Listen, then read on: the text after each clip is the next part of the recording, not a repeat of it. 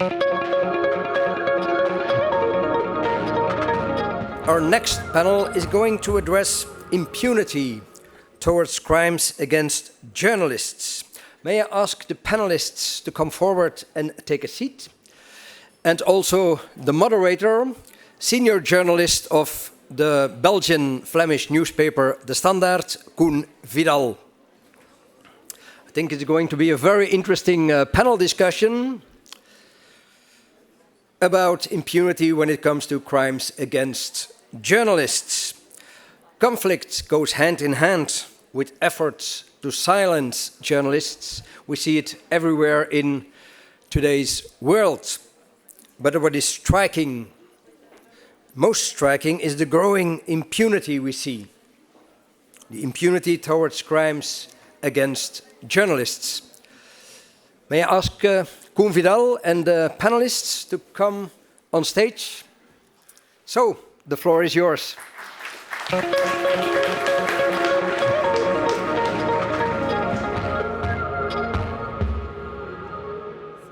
Good afternoon, and thank you for coming to our panel discussion on journalism and impunity, journalism in conflict zones, and the risks and dangers which are linked to that important form of journalism. Every week, every month, every year, even more important, since I can't remember that we ever had such a accumulation of conflicts in the world. They're nearby, Ukraine. They are near to our heart, like in Gaza, Israel. And we have two experts on how to deal with this very dangerous practice of journalism. And first of all, I would like to ask the basic questions. What are their organizations about? And what are they trying to do to limit the risks? And there are physical risks, but also mental risks, and also legal risks. But what are your organizations are doing to help journalists in conflict zones to actually serve their public in the best possible conditions and the least dangerous conditions? I would like to start with you. Hello, everyone. So my name is Christelle El Hayek. I work with the Samir Qasir Foundation. We are based in Lebanon. The foundation was founded right after the assassination of journalist Samir Qasir. Our focus is on defending press freedom, and we do that by, we have several pillars to make sure that we are defending press freedom. So first of all, we monitor and report on violations against freedom of expression in Lebanon, Syria, Palestine, and Jordan. And the results of our monitoring are updated on a daily basis on our website. Second of all, we're committed to freedom of expression also by making sure that we really understand the challenges and responding to the evolving challenges of journalism nowadays. So we have a research component trying to understand the socioeconomic challenges faced by journalists in the region. But also how fake news spreads, how trying to understand disinformation and the spread of hate speech in the region. We also train journalists. My specific field of expertise is training journalists on safety. I do not conduct the safety training, but I oversee the safety trainings. And just like 2402, our foundation focuses on safety from a holistic perspective. So we don't only focus on the safety of journalists from the physical component, but we also look at digital safety and making sure that journalists are well equipped and they are aware of the risks of the digital sphere, and that they are aware of the tools and resources available for them. We also offer legal aid support and psychosocial support. So sometimes therapy sessions, sometimes general sessions, which are integrated in our training. So our training is usually a 5-day course, hostile environment first aid training course that has a big component on physical safety, encouraging journalists to better understand the risks that they might face, answer plenty of questions which will help them better prepare themselves. And also, we have a digital safety part and a legal part and a mental well-being part in the 5-day course. We also have a dedicated award to encourage courageous journalists working in the region. It's called the Samir Qasir Award, awarded every year in June. Of course, we have a big advocacy component, trying to make sure that topics as important as today's topic are voiced and shared with plenty of people to make sure that maybe together we can achieve more. Thank you. Katrina, I think there are quite a lot of similarities between the work you're doing, but still the context is also different in Ukraine. On the other side, there's an enormous professional, well-armed army, and journalists on the front line sometimes at some meters of this enormous army with all the possible weapons.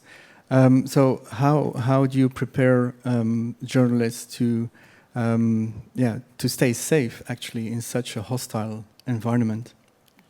Give me a microphone. Thank you so much. And it's really important for me to be here today. My name is Katerina Sergatskova.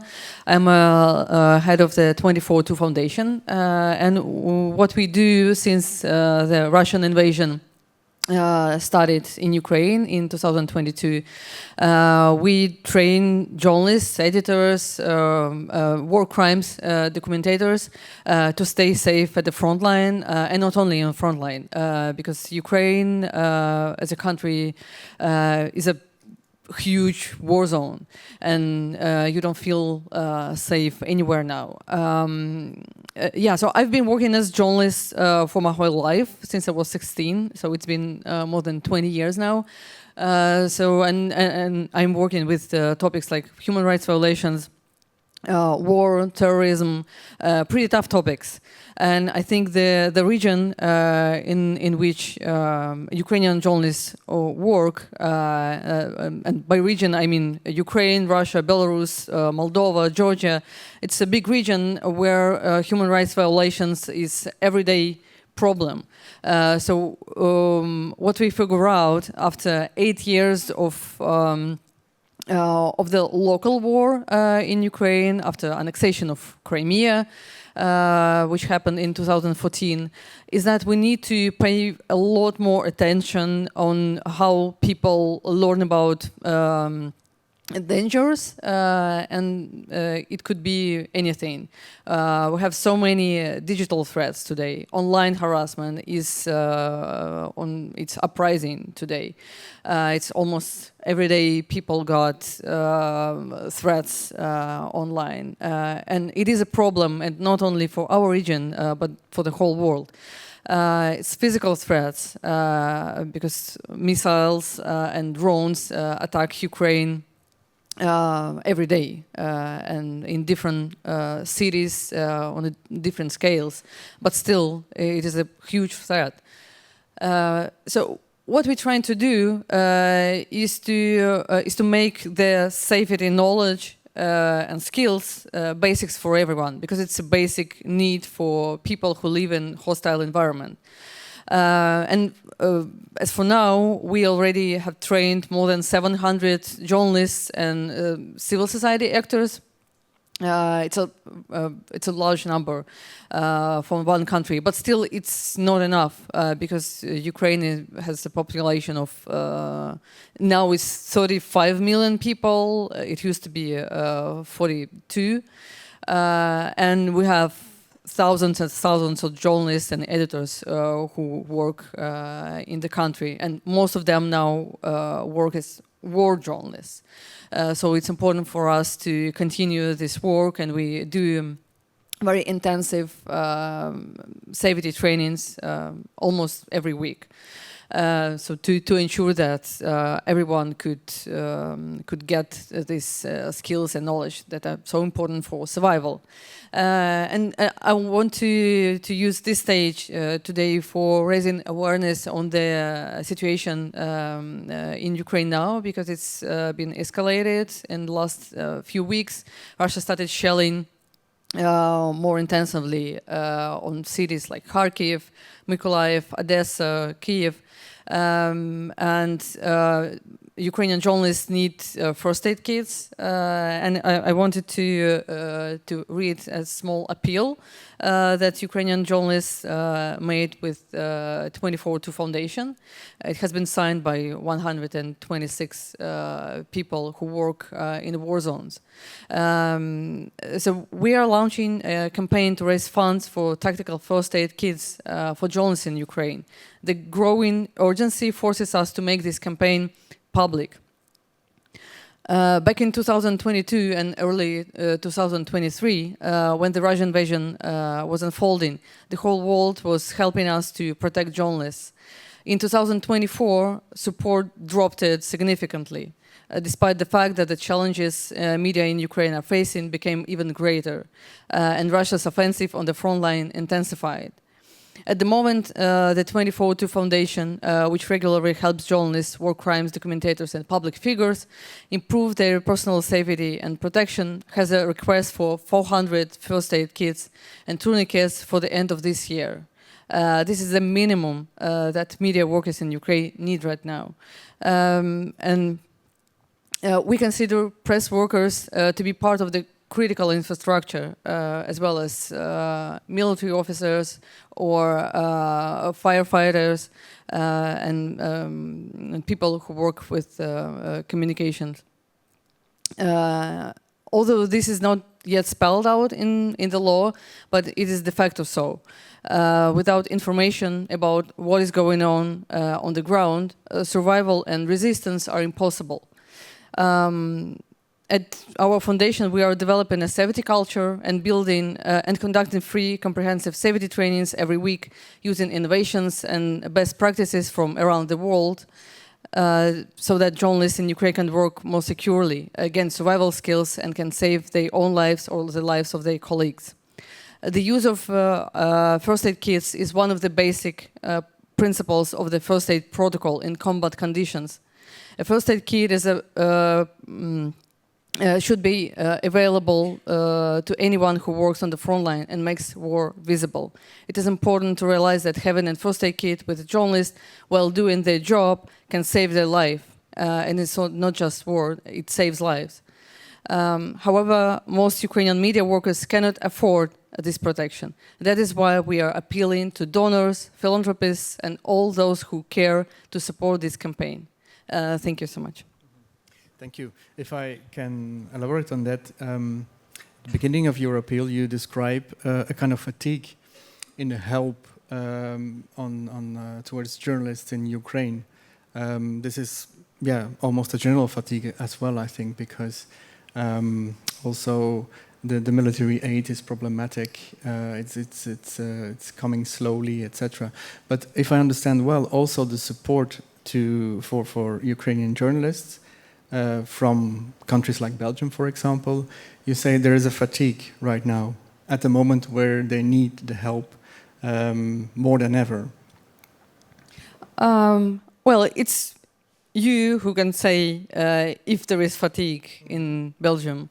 But I can say for sure that the support is less than it was before. And I understand completely that there are more challenges in other countries, such as Gaza and situation in Gaza and Israel, as well as Lebanon. It's increasing. It's really, really bad. So most of the help, I guess, went to the Middle East last year, and this year is also. But what I'm saying is that situation now in Ukraine is getting worse because of the delay of the humanitarian aids and weapons from the United States. This delay had a crucial impact on Ukraine, and Russia has been using it for the offensive. Now, so it's happening now. It's very urgent need that we realize that we are in right now. Yeah, I can imagine a very big problem for journalists, both in Ukraine and, for example, also in Gaza, is that also like Belgian outlets and French outlets and UK outlets, they send journalists, they go to the front line, but after a couple of weeks, they come back to their country, where it's a more or less stable environment. Journalists in Ukraine, they're in the war zone, as you explained, all the time. That doesn't mean that only their personal integrity is in danger, but also the integrity of their children, for example, their families. So this is not just a professional hazard and a professional stress. It's all the important parts of life who are under stress. So that seems, for me, a very difficult task to find a kind of balance and ease of mind to report. Yeah, exactly. Well, we have the full-scale war for 2.5 years, so we had some time for reflection on this particular issue. And for now, what I see and we see in the foundation, when people come to the safety trainings, they also share with us how they feel mentally, and I can say that almost everyone is in distress. Many people have depression, many people have trauma as well, and the most significant is that people who work with the toughest topics in the war, for example, war crimes, survivors, where they interview people who went through hell, they have this sense of mission, and they are more resilient than those who don't work with that. And overall, when you live in the war, you have this kind of ill routine that interrupts your life in a sick way, because every day you have air raid alarm and you need to go to the shelter, or sometimes people refuse to go to the shelter because they are so tired of doing that. You have so many friends, colleagues, or family members who went to the army to protect the country, or they work in a war zone, and they have this everyday stress on thinking about them. If they are all right, if they are still alive, is there anyone who got injured during recent attack? And especially when you live in the cities that are close to the front line or to Russia, like Kharkiv, for example, you're getting these alarms not just every day, it's almost every hour. So of course it has its impact not only on journalists, on everyone, but journalists also have higher responsibilities they have mission. They have to be stronger than the average population, because they need to deliver news and stories about what's going on. So that's pretty tough job, I would say. And there is no way so people could move to some safer place inside the country, because everywhere, as I said, is kind of dangerous. Mm-hmm. So they can only go abroad for some time and then go back. But it's not like the stress is over. Your brain is always in your home country. Okay, thank you, Christelle. We from the Gaza Strip, we saw this terrible images. We know that many journalists have been killed, but not only that, we saw images of journalists working and then hearing the news that their family was killed by an attack. So an almost inhumanely extreme situation to work in. How can you help the journalists in the Gaza Strip? So right now, unfortunately, there's little we can do. But we're continuously monitoring the violations. We have correspondents in Gaza who are in the West Bank who are recurrently providing us with the information about the violations to make sure that none of those are missed, and so that we're all aware of everything that's happening. And even before the war started in October, things were not at all easy, to say the least. So journalists on a daily basis could easily disappear, could easily be abducted, could easily be summoned. Their job, they could have their job obstructed, maybe their equipment broken. Their content would sometimes be censored. They are often physically assaulted, and this is prior to the war. Because I guess right now we are all aware of the atrocities happening there. But I just wanted to make sure to convey the message that their job has been extremely challenging, even prior to what we're seeing right now. And so before the war started, when we could actually be of help to them, sometimes journalists came to Lebanon and received the hostile environment first aid training to help them and support them to understand the risks that come with the job. Like, what should they take with them to a certain mission? Whose car should they take? What type of car should they take? What type of personal protective equipment do they take? When should they wear a vest? When should they wear a helmet?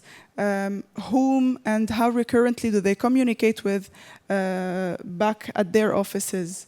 So helping them establish better planning, whether communication planning, medical planning, risk assessments, trying to really get journalists in the habit of preparedness and enhancing their culture of safety. So not just while going on missions to cover war, but any type of mission, what kind of preparedness do they need?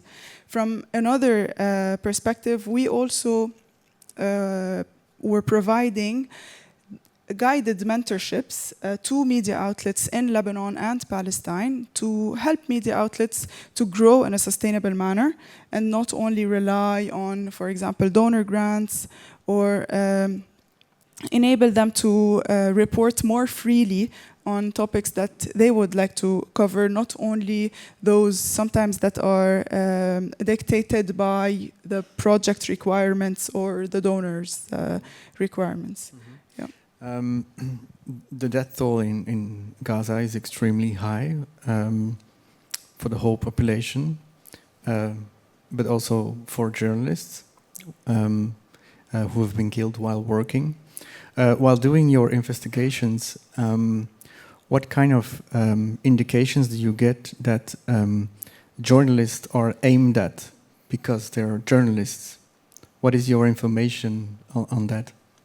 Yeah, so maybe I can give the example of the 3 journalists who were killed in South Lebanon.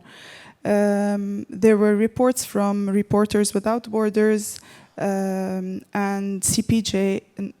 Reporters Without Borders, and 3 other organizations mentioning that this was actually a target, that they were targeted once, but they were targeted again within a fraction of a very small amount of time, which indicated that this was an immediate target.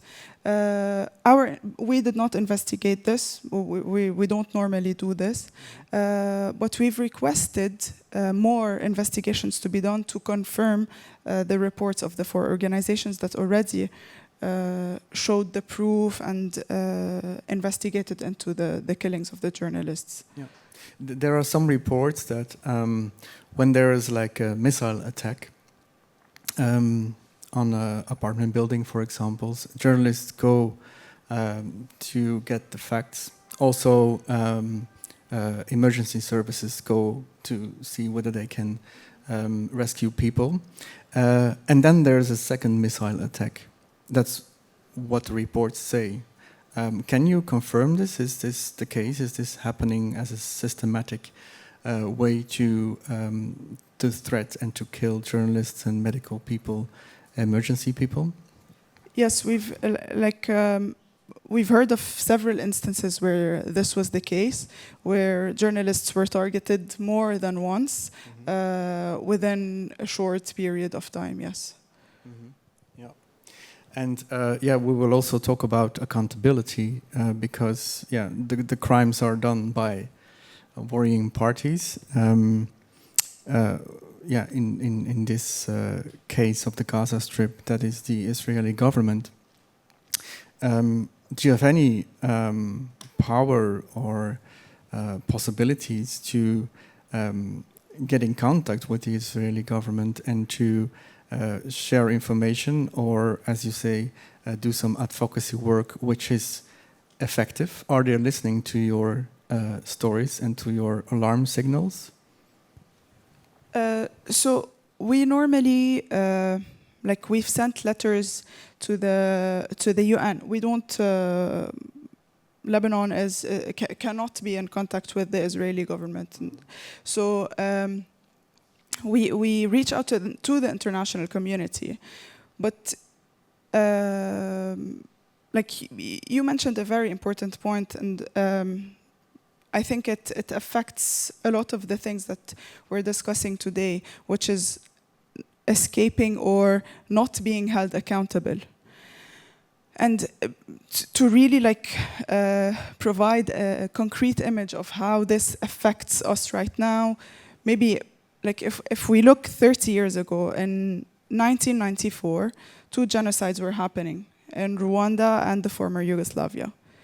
And as a result of this, and because of the failure of the international community to respond to the mass atrocities and the war crimes back then, the responsibility to act, or R2P, was set in place to ensure that the international community can adequately respond to halt any such war crime or ethnic cleansing or crime against humanity. But then, 20 years later, Syria was the most horrific place on earth and the most dangerous place for human rights, with horrific mass atrocities recorded. So where did the responsibility to act go? I guess it rest in peace, responsibility to act. And fast forward to today, a genocide is happening in Gaza. So there is impunity, and impunity is actually rewarded as part of realpolitik. So impunity for Egypt and Iraq to do what they need to do to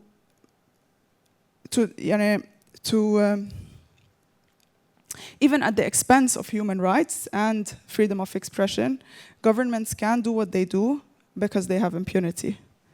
And maybe in a bit I can expand a bit on what impunity means on the ground and how it's really trickling down and affecting everyone. Okay, we can elaborate on that later, but I have a question for Katerina. The situation is extremely dangerous for journalists, but also the war has been dragging on. It's not only 2 years, it's much longer. 2 years ago was the full-scale invasion, but before there was a horrendous war situation as well. What is the state of the motivation for journalists in Ukraine to do their job after such a long time being in a war, in a situation which you just described, not just professional hazard, but like the whole life in danger, and this for 10 years now. How is the state of the motivation of the journalists in Ukraine? Well, I remember the first day of the invasion when I gathered my team. At that moment, I was editor-in-chief, and I had 45 people in the team. And we had our meeting, and it was not usual meeting.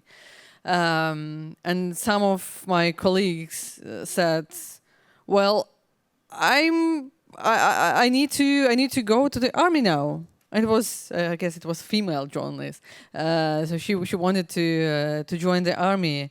And then another one said, "Yeah, let's go and fight back.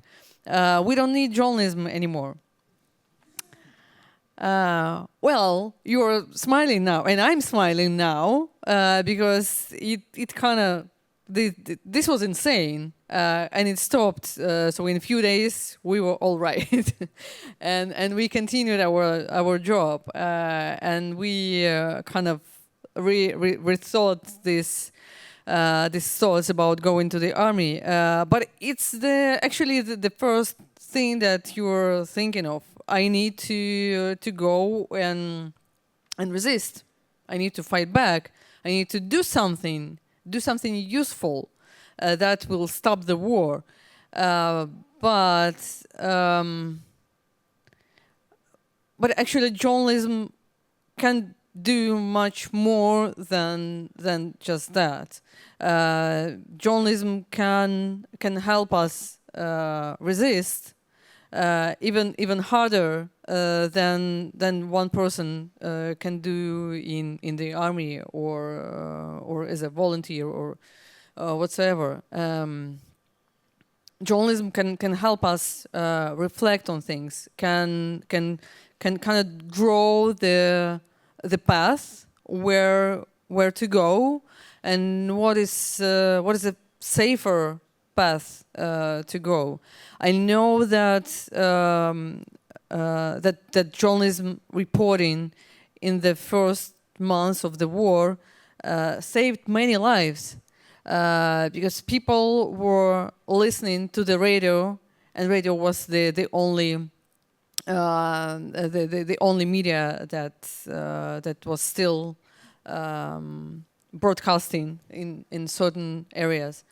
They were listening to the radio, and they knew what's going on outside their basement when they were in occupation, and it helped them to make decisions. So I think during the war, the main motivation for journalists is to help people make right decisions, and these are life-saving decisions. And journalism can do that. We can save lives, but in completely different way. It's not very strict. It is not like when I do something, I get the result, right after that. It's a long-term process, but it's so important, and it's crucial for survival, I guess. So I think this is what motivates journalists in Ukraine still. But it's really hard to get this motivation. So you should remind yourself every day that what you do matters, and you need support from the outside world, so that people can tell you what you are doing matters. You cannot do it when people just close their eyes and like, you know, figuring out the other things. So it's really important. So I think I'm telling about solidarity and the sense of solidarity and how it really helps to keep our sanity. Now, going back to the meeting you just described on the day of the full-scale invasion, where you had some colleagues who understandably wanted to go to war, I can imagine that, maybe not in the same way of putting on a uniform, etc., that also journalists might think such a thing in another form, like I have to defend my country as a journalist, which is perfectly understandable in this situation. On the other hand, there's the question of independence. How independently can you operate while you try to investigate cases of corruption in the army, which, there were several cases of serious corruption. Do you have the freedom to do these investigations, or is this under a permanent pressure of members of the government who are responsible for this corruption, members of the government and their environment? I think we are really lucky that we have so many brilliant investigators, journalist investigators in Ukraine, and we developed it so good that even during such a war, we have investigations, and many investigations actually, on corruption, and it is not easy.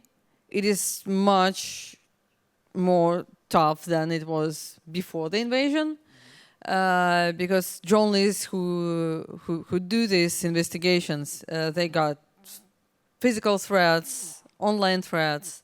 They are harassed by some parliament members or government persons, officials, secret services.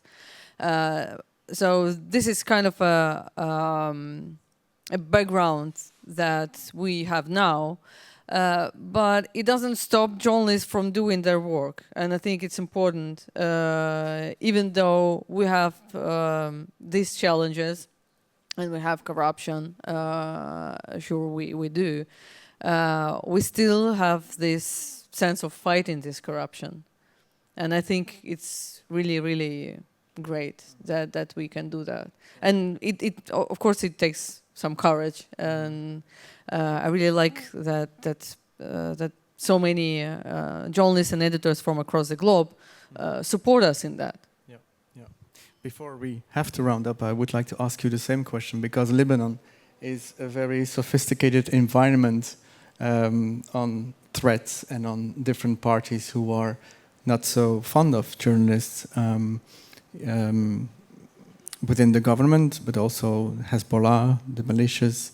There's also the influence of Iran. So journalists in Lebanon, how do they deal with these pressures?